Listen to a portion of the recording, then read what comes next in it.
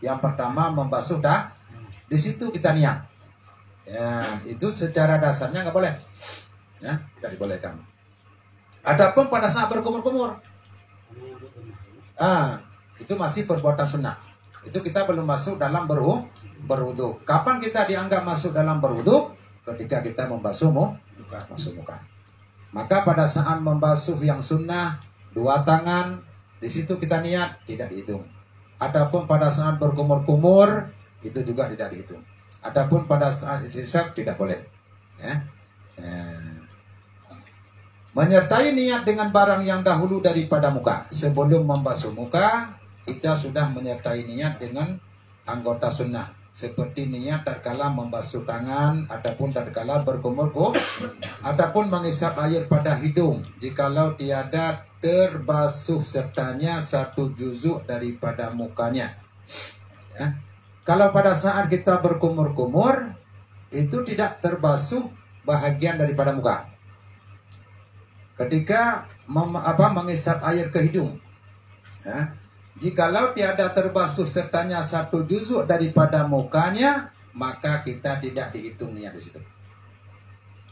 Cuma kalau pada saat kita melakukan istinsak ataupun berkumur-kumur, istinsak memasukkan air ke hidung. Kalau berkumur-kumur memasukkan air ke dalam mulut. Apabila terbasuh 1 bahagian daripada muka ketika kita berkumur-kumur ataupun ketika mengisap air ke hidung, di situ kita niat. Boleh apa tidak? Itu dibolehkan. Itu dihitung, artinya terhitung kita sebagai orang yang berwudu ataupun yang niat berwudu. Kenapa? Karena pada saat kita membasuh yang sunnah, tapi kita juga membasuh bahagian daripada yang wajib. Paham kan? Seperti 2 bibir mulutnya.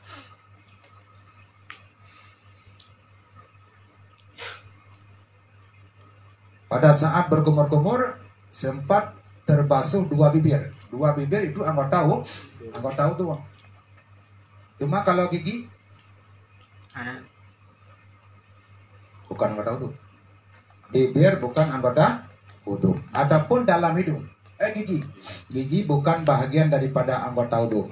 Makanya gigi kalau seandainya ada yang pakai behel,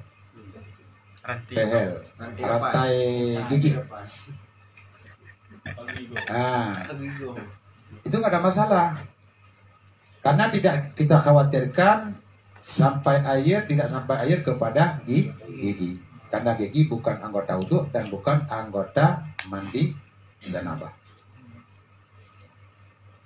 Tapi 2 bibir termasuk bahagian daripada anggota wudu. Makanya ketika kita berkumur-kumur terbasuhnya 2 bibir, pada saat itu kita niat berwudu, maka jadilah niat itu sebagai niat wudu. Sah. Dan jika terbasuh sertanya memadai dengan tiada tafsil. Kalau seandainya pada saat terbasuh bahagian daripada muka, ketika melakukan kumur-kumur ataupun mengisap air ke hidung, berarti dianggaplah kita berniat kepada wudu, terhitung. Ya, itu dengan tiada tafsil. Itu tidak ada tafsil. Artinya tidak ada pendapat yang mengatakan yang lain. Memang dibolehkan. Dan tafsirnya pada wajib kembali membasuh juzuk yang tersebut itu. Yang menjadi tafsir secara jelasnya ataupun secara terperincinya, ketika kita membasuh muka, cuma kita ulangi lagi untuk membasuh bahagian daripada muka yang kena ketika berkumur-kumur ataupun mengisap air ke hidung. Contoh, ketika kita berkumur-kumur, ada air yang kena di bibir. Di situ kita niat saja aku berwudu. Berarti sah niat itu. Artinya terhitung. Maka ketika membasuh muka, kita tidak mengulangi niat. Yang kita ulangi apa? Membasuh bahagian daripada bibir yang kena pada kali pertama ketika berkumur-kumur. Ya, wajib itu. Sebahagian ulama mengatakan wajib membasuh kembali bahagian daripada bibir yang kena ketika berkumur-kumur. Karena di situ dihitungnya niat. Walaupun memang sudah terbasuh ketika membasuh, ketika berkumur-kumur, tapi wajib membasuh kali kedua bahagian daripada bibir yang kena. Bisa kita menjatuhkan nih niat. Tapi ya boleh bukan, yakin. Kalau anggapan kita kena, ya pasti kena.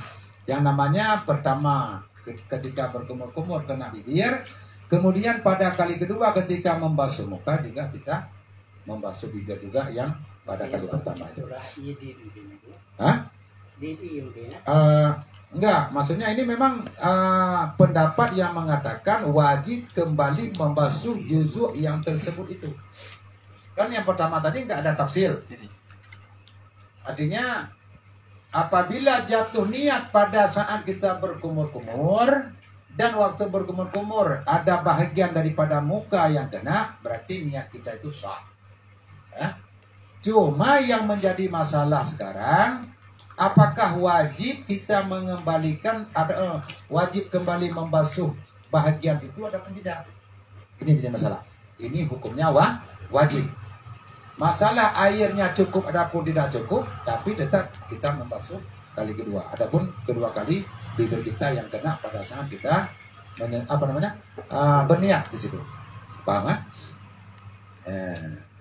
Nah, nampung belum? Mata Indonesia.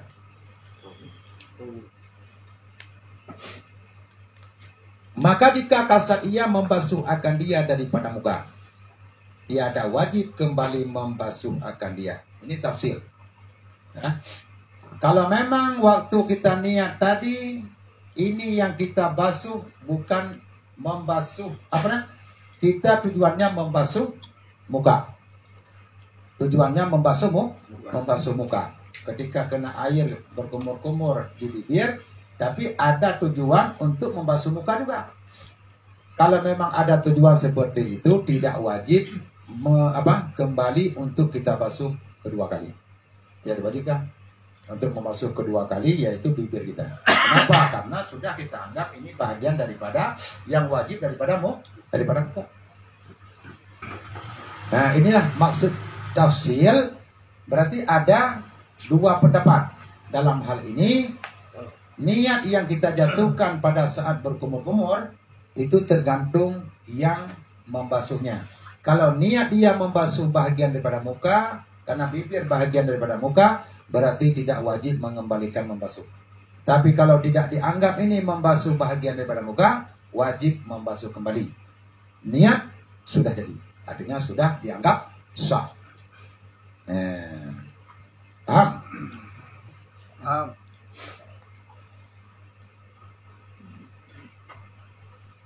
Dan jika ia kasatkan sunnah juga, walaupun pada membasuh bibir tadi itu ada tujuan membasuh sunnah, artinya kumur-kumur, dan ada tujuannya untuk membasuh yang wajib. Ataupun dikasatkan sunnah dan membasuh muka. Dua, niatnya, tujuannya ketika berkumur-kumur, ada tujuan membasuh bibir juga bagian daripada muka, dan niat juga membasuh muka. Ataupun itulah, secara itulah tidak niat apa-apa, wajib kembali membasuh juzuk yang tersebut itu. Kalau seandainya nggak ada niat, nggak ada tujuan dalam hati, bukan niat itu, ini membasuh bibir ataupun air yang kena di bibir, tidak ada tujuan apa-apa. Karena yang tujuan adalah membasuh sunnah. Air yang kena di situ kita jatuhkan niat. Maka kalau seandainya tidak niat apa-apa, ketika membasuh bibir, berarti itu wajib kita basuh kedua kali. Karena kenapa? Pada saat kita membasuh berkumur-kumur, tidak kita membasuh muka. Tidak tujuannya untuk membasuh muka juga.